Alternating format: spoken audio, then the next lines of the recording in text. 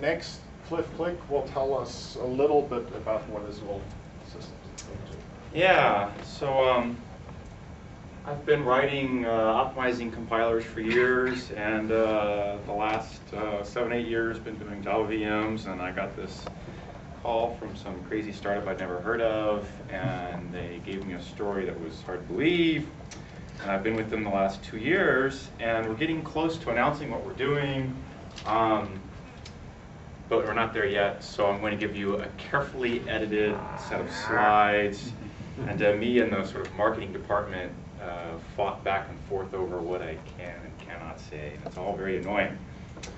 So what are we doing? We're trying to build VMs, hardware to run very large Java VMs. So hundreds of concurrently executing threads, hundreds of heap gigabytes. And we have some very interesting hardware solutions I can talk about to address issues involved with GC pause times, memory bandwidth, latency problems that comes with hundreds of running threads, lock contention. And of course, since we're still in quiet mode, I can't answer a lot of questions, but you feel free to ask. And and sometime in the next few months, we'll break silence, and then I'll be able to tell you a lot more. So right now, anything you see on these slides is, there's no promise that this will ever happen, or it's going to happen in a particular time frame, or a particular price point, or a particular performance level, whatever. This is all just interesting, cool hacks you can do with hardware. And yes, we actually have chips, so the stuff works. So some of the things we were looking at as we got the boxes gets very large. You have to have support for huge piles of DRAM and cache. So we have ECC everywhere, parity checking on the register file, chip kill, error logging in the OS, and all that kind of stuff. So we're is it a hardware company or a software company? Yes. Okay. So we are building hardware, and we're building, obviously, a software layer on top of that. So we have very large thread counts, and very large heaps, so we have to have a parallel GC running around.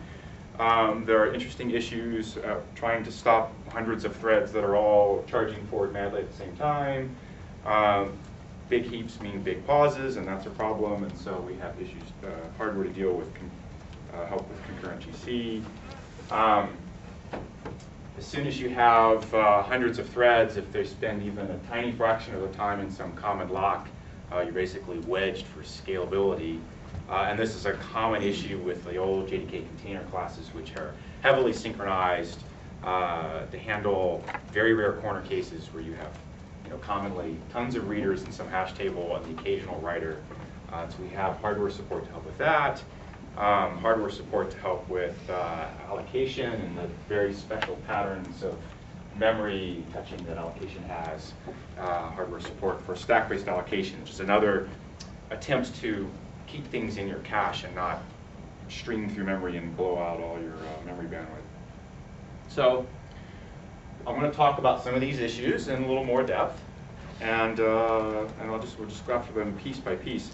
In particular, I guess I should say, back in the stealth mode slide, the company was started in the .bust days instead of the .boom days, and in order to get any kind of funding from VCs, you had to have a very compelling business case. So I want you to feel confident that we feel confident that we've answered all the obvious stupid questions about how can you possibly make custom hardware in this day and age. We have what we feel is a very good answer as to why and how it will work into the business case. And obviously, I can't tell you what that is. Okay, so very large heaps. So as soon as you start having these hundreds of, well, even just a few gigabytes, you really want parallel GC. We have lots of threads, so we're going to throw lots of threads at collecting the heap. And we still want to be generational, of course. But we don't really want to start stopping all our hundreds of running threads. So it turns out what we need is a very simple read barrier to enable a real concurrent GC, one that supports relocation and concurrency at the same time. So the GC we're working at is parallel generational, also concurrent and relocating and compacting and very low pause times. So, so what we've done basically is taken what you would do in software would be a fairly expensive kind of read barrier and done it in hardware. So there's an extra instruction for every load of a pointer out of the heap. You put the read barrier on it, and you either trap and fix up, or it's good to go. So the mutator pays the load use penalty for pulling a loop out of the heap, but the compiler can schedule around it, and it pays itself back in enabling concurrent relocation. It means the GC can compact, relocate, and do all those good things, all while the mutators run. The price the mutator pays is very small. When you say too expensive software, did you actually measure it and compare? Just going back to papers in times past, the general consensus is you had to fight between a very simple read barrier that didn't get you everything you wanted, or a very complex read barrier that was too expensive. And there was always this tension going back and forth in the papers on either it was a trivial read barrier and you got some interesting effect, but it wasn't quite all the way there, or it was some complicated read barrier, but now it's too expensive. And I never found somebody who sort of came up and said, this read barrier does everything, and then if there was there, I didn't certainly see any implementations of that floating around. Steve Blackburn has got some recent results on this that you might look at. Because he came to this surprising conclusion that actually some of the old read barriers weren't that expensive anymore for various reasons. Okay, oh, that's interesting. Yeah, because I measured it recently, and I thought you would still notice. So yeah, I don't know if he's published it yet. He gave a talk. And I saw Yeah, it's at big talk. ISMN, Oh, it's an ISM? so yeah, it'll be a few weeks. So how recently are we talking here? It'll be next To month. appear. Yeah. It's collocated with Rupsler. To appear next month, okay. Yeah, it's available though. So, okay, well, So I just wanted to The see that a little granularity bit. of your read barrier. So what's your memory coherence model? With software help, it manages to meet the Java spec. Because that interacts very strongly with Yes, the it read does. barrier property. Yes, it does. Yeah. And we've thought about those issues. So, Andrew. And what's the granularity of your read barrier?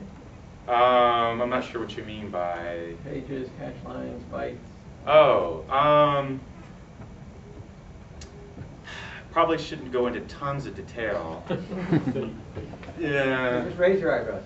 Pages, Yeah, but it's cache it's lines. no longer a valuable secret because this new result means you don't need hardware. I know. But I'll get yelled at if I say it. So you have to wait until I can convince somebody else that it's no longer a valuable secret. Which, I don't. This time next year, I don't know. Whenever you see it, it'll come back. Okay, so write barriers. We put write barriers in hardware too, just because it was cheap and easy to do so, and there's some incremental gain to it. There's no instructions executed. There's no iCache footprint. If you don't need a barrier because you're not doing a generation crossing store, you have no impact on your Dcache or anything like that. So there's no card marking or logging effects going on if you're not actually crossing a generation. So it's just a cheap, easy win to throw in write barriers. Between those and some OS help, we've got a GC we call the pauseless GC, but it's really very short pause times. There are no stop the world phases needed. So none at all at any point ever. Individual threads do have to be stopped for stack scans. You run separate GC threads in background. If your mutator garbage generation rate spikes up, you spike up in the number of GC threads to keep up. And sort of at the limit, you might have to do some time slicing, and it's sort of, the box isn't hundreds and hundreds of threads. It's hundreds minus the percent the GC is using to keep up with the rate of garbage you're producing.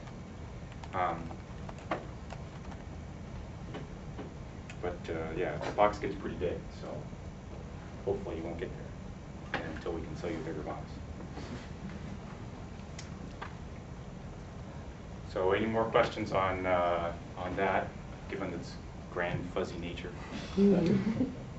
What's the usage model that requires this? That sort of ties into the business model, but the obvious one is anywhere where you have large numbers of concurrent Java threads, which would be most people who are running web servers, app servers kinds of